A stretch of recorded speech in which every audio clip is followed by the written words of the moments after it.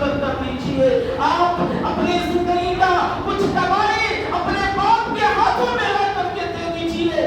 آپ کے باپ کے دل سے جو دعا آپ کے لیے نکلے گا یقیناً آپ ان کے بیٹا فرعون حضرت نوح پر ایمان نہیں لایا لیکن حضرت نوح علیہ السلام نے دیکھا کہ میرا بیٹا فرعون جو شراب کے اچھلے کھا رہا ہے ڈوب رہا ہے حضرت نوح کو بچانے کا وعدہ کیا تھا. اے اللہ یہ میرے بیٹے فرعون کو تو بچا لے.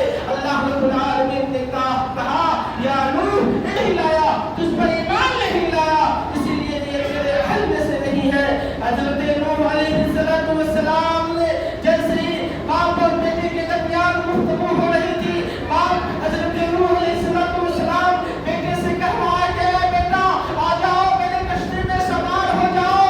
آج وہی لوگ بچیں گے جو اس کشتی میں سوار ہو جائیں گے.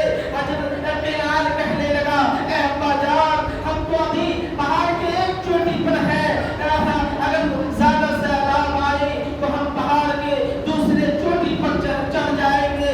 یہاں پانی دور دور تک نہیں آئے گا. یہی باتیں باپ اور بیٹے کے درمیان ہوئی رہی تھی. اللہ رب العالمین کی طرف سے سیلاب کا اتنا بڑا طوفان آیا کہ بیٹا فرعون کو اس پانی